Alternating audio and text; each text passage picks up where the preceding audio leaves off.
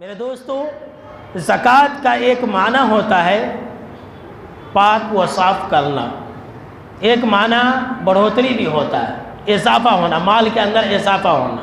اللہ رب العالمین نے فرمایا کہ خذ من اموالہم صدقۃ تطہرہم وتزکیہم بہا، کہ اے نبی صلی اللہ علیہ وسلم آپ ان سے مال لے لیجئے اور ان مالوں کے ذریعے ان کو پاک و صاف کیجیے، ان کا تزکیہ کیجیے۔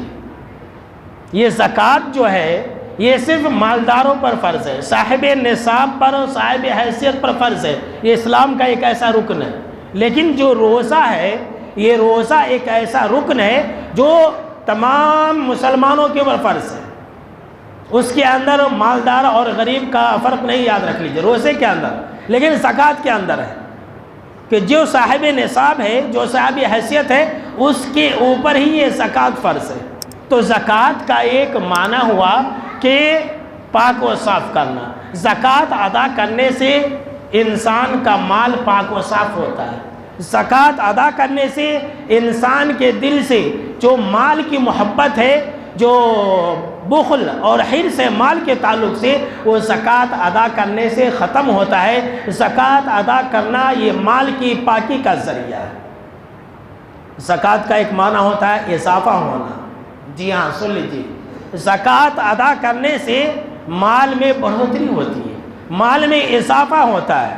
اللہ نے فرمایا قرآن مجید کے اندر کہ وَمَا آتَيْتُم مِّن رِبًا لِيَرْبُوَ فِي أَمْوَالِ النَّاسِ فَلَا يَرْبُو عِندَ اللَّهِ، کہ لوگوں تم لوگوں کو وڈی پر، سود پر پیسہ دیتے ہو تاکہ تمہارے مال میں اضافہ ہو جائے۔ اللہ نے فرمایا فَلَا يَرْبُو عِندَ اللَّهِ، بیاج پر پیسہ دینے سے، وڈی پر پیسہ دینے سے مال میں اضافہ نہیں ہوتا ہے، مال میں اضافہ نہیں ہوتا ہے۔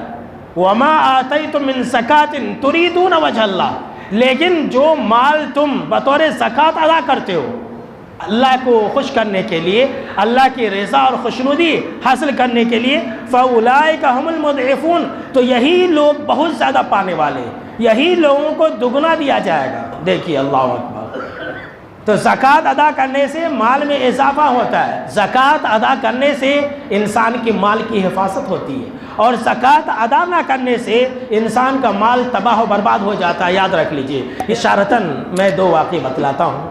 پہلا ایک واقعہ کہ زکوٰۃ ادا نہ کرنے سے انسان کا مال تباہ و برباد ہو گیا۔ دوسرا واقعہ یہ کہ زکوٰۃ ادا کرنے سے انسان کی مال کی حفاظت ہوتی ہے۔